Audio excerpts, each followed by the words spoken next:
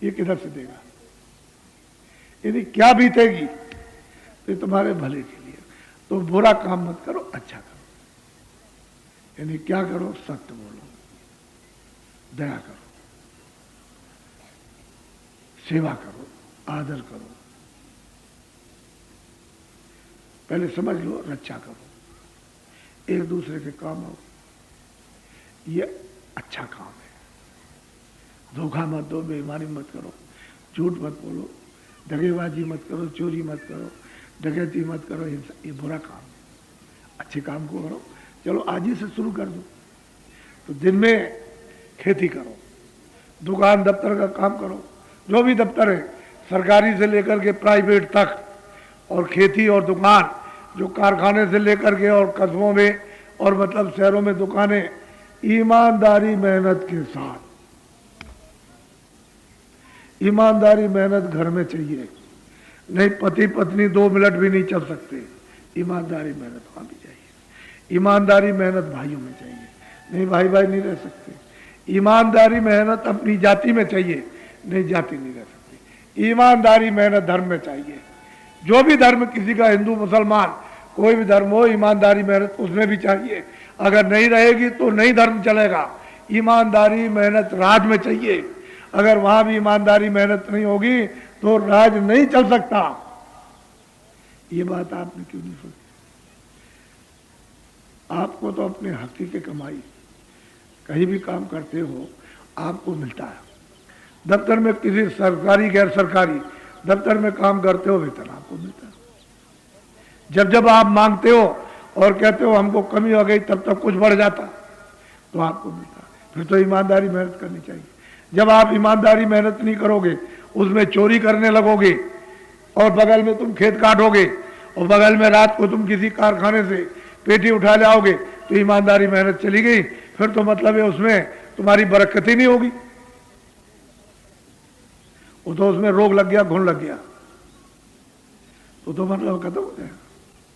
ईमानदारी मेहनत सब में चाहिए, और ये आपने सबने छोड़ दिया।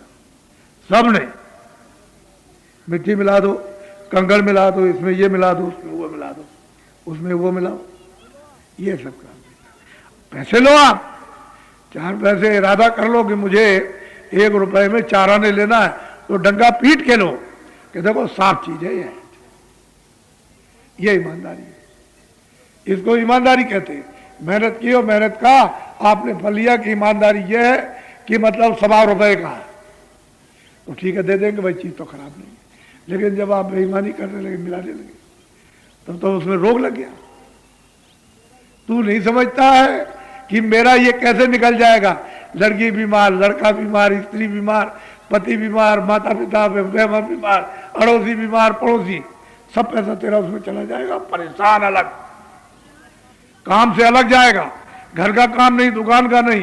तो ईमानदारी मेहनत बहुत बड़ी चीज है, वो मनुष्य का सबसे बड़ा खंभा है, और वो आप लोगों ने सबने छोड़ दिया। तो मैं तो आपको संकेत दे रहा हूं कि दिन में काम करो और बच्चों की सेवा। इतना जरूर है कि शाकाहारी रहो। ए मनुष्य इंसान हो, शाकाहारी हो जाओ। शाकाहारी, शाकाहारी का मतलब समझ लो, जितने मोटे महीन अनाज और मोटी महीन सब्जी, मोटे महीन फल, आप घी दूध दिन में 100 बार खाओ। आप नर नारी बच्चे बच्चियों को मना किया जाए तब ये कहना, तो आप इसको खूब खाइए, आप कौन मना, लेकिन अशुद्ध आहार नहीं। हे बच्चे बच्चियों, अशुद्ध आहार मत, अशुद्ध आहार मत करो। किसी आदमी को, किसी बच्चे को, किसको, किसी जानवर को, किसी पंछी को, किसी को, अरे अशुद्ध आहार नहीं। अशुद्ध आहार से अशुद्ध बुद्धि, फिर बीड़ी तंबाकू हुक्का पियो, मैंने तो कभी पिया नहीं। हे बच्चों, ऐसा कोई नशा मत करो जिससे तुम्हारी बुद्धि पागल हो जाए। तुम घर में किसी बहू बेटी को, माँ को नहीं पहचान सकते, अगल बगल में बुद्धि पागल हो जाएगी। उस पागलपन में चले जा रहे हो, गड्ढा मिलेगा, पैर पड़ेगा, टांग टूट जाएगी, टांग टूट जाएगी और सिर लड़ जाएगा, फट जाएगा, मर जाओगे। बताओ पैसा कहां से आएगा? ये ऐसा न रामायण कहती है, न महात्मा कहते हैं, न कुरान कहती है, फिर आप क्यों ऐसा करते? बीड़ी तंबाकू हुक्का दियो। लेकिन जो बच्चे 18-20 साल के हो गए बीड़ी तंबाकू हुक्का नहीं पीते, अरे बच्चों तुम कभी भूल कर मत पीना, ये बुरी आदत है, जो पीते हैं उन्हीं को पी लेने दो, तुम मत पीना। अगर जीवन अपना चाहते हो रोज तुम चिल्लाते हो, देखो ये स्कूल है, ये बच्चे पढ़ते हैं, छात्र, तुमने इनके बारे में कुछ सोचा? मुझसे साफ कहलाना चाहते हो और कुछ दे दूं तो मिर्चे लग जाएंगे आपको। तुमने इनके बारे में कुछ सोचा? जिस समय पर तुमको देश आजाद हुआ था उस समय पर बड़े बड़े लोगों को शिक्षा देनी चाहिए थी कि देखो भाई अब तो देश हमारा आजाद हो गया, अब तुम्हारे हाथ में सब कुछ आ गया, फौज आ गए, खजाना आ गया, कागज पत्तर, कोर्ट कचहरी, सब कुछ आपके हाथ में आ गया। तो इनसे कहते हैं देखो भाई कारखाना आपका, ये दुकानें सब आपकी, ये खेती आपकी, ये सब रेल बस आपकी, ये जितने दफ्तर हैं छोटे बड़े सरकारी गैर सरकारी सब आपके, ये स्कूल आपके, ये सब आपके, अध्यापक आपके, जितने बच्चे इसमें पढ़ते हैं सब आपके। ये सबको बोध यानी ज्ञान कराना चाहिए था राष्ट्रीयता की, भक्ति का और सेवा का। तो क्या होता है इससे मालूम आपको कि जितनी आपने मेहनत की है वो जो आमदनी आपकी हुई थी वो सुरक्षित रहती और वो आपके काम आती, लेकिन तुमने समझा नहीं। ये सब दुकानें सब, मान लो कि हमको दवा की जरूरत है, बीमार है, गए आप गांव में कि भाई हमको दवा चाहिए, उनका भाई कल तो लोग आए थे जला गए, तो दवा कहाँ है? तो गए इंदौर दौड़ करके, वहां दुकान पे गए, भाई हमको इस बीमारी की दवा चाहिए, कह लगे यहाँ भी आए थे, दवा की दुकान जला गए, तो दवा बताओ कहाँ से मिलेगी? जब बीमार हुए तभी तो जरूरत पड़ेगी।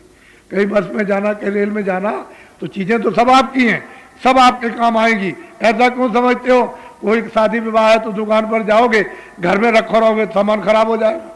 दुकान पर रहते हैं, एरते फिरते पान की तरह से एरते फिरते रहते हैं, सामान ठीक रहता है, तो आप गए ले आए जा करके, तो जरूरत पर वहीं जाओगे, सामान ले आओगे जा करके। तो ये सब आपकी चीजें थी, लेकिन आपसे क्या कहा? बस तोड़ दो, रेल तोड़ दो, स्कूल तोड़ दो, बच्चे मार दो, मास्टरों को मार दो, इन दुकानों को जलाओ, कारखाना जला दो, इसको कर दो और उसको जलाओ, दफ्तरों को जला दो और दफ्तरों के कर्मचारियों को मार दो, तो चारों तरफ से और क्या मिलेगा तुमको? स्वर्ग मिल जाएगा। तो 47 सालों में आपने क्या किया है कि ये सब अपनी आमदनी जो खेती, दफ्तर, दुकान, कारखाने, रेलों की, बसों की, हवाई जहाजों की और बिजलियों की, सब को भस्म कर दिया। हे बच्चा कुछ नहीं रह गया, मेरे दिल से पूछते कुछ नहीं रह गया। तब ये भगे कि भाई किसी तरह से ये कैसे राजकाज चलेगा, तो बाहर गए, कहा हमारा देश बड़ा गरीब है और आप अपने देश से कुछ कर्जा दे दो। तो विदेशों से ये कर्जा मांग के ले आए। कितना ले आए ये तो आप विद्वानों जानो, मुझसे इससे मतलब नहीं, लेकिन कर्जा ले आए। मैं तो इतना ही जान सकता हूं कि कर्जा आप दे नहीं पाओगे, जब ब्याज ही नहीं दे पाते हो कर्जा देना बहुत मुश्किल है, विदेशी कर्जा। फिर ये बताओ आप कि कर्जा कौन देगा? क्योंकि विदेशी तो कर्जा छोड़ेंगे नहीं भारत से, जो भारत को दिया हो तो छोड़ेंगे नहीं। तो ये सब एमएलए चले जाएं और एमपी चले जाएं, सब हट जाए तो ये दे देंगे? ए बच्चा कोई नहीं देगा। ये जो बैठे जंगलों में जो अनाज पैदा करते हैं, ये भूमि जोता काश्त का, ये सब इनको देना पड़ेगा और एक नया पैसा कोई नहीं। इसलिए आपको ये बोध कराना चाहिए था कि ये सब आपकी चीजें हैं, दुकान, दफ्तर, रेल, बसें, और ये मतलब ये है कि राष्ट्रीयता तुम्हारे काम आएगी। आज भक्ति का पाठ पढ़ा दिया होता और तुम्हारी आमदनी सुरक्षित रह गई होती तो भारतवर्ष, तुम्हारा देश इतना धनाढ्य हो जाता कि विश्व के यानी देश तुम्हारे धन से पीछे हो जाते। तुमने नाश कर दिया, ये हमसे पूछिए आप। इसलिए ये बच्चे पढ़ते। अब ये बताओ आप, इनके लिए आपने क्या सोचा? इतने स्कूल है, तमाम मतलब है भारतवर्ष में कितने स्कूल, कितने बच्चे पढ़ते, इनके लिए आपने क्या सोचा?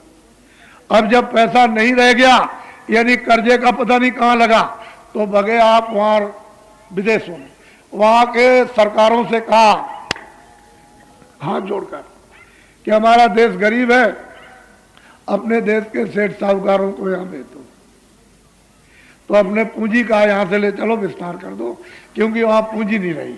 मतलब इस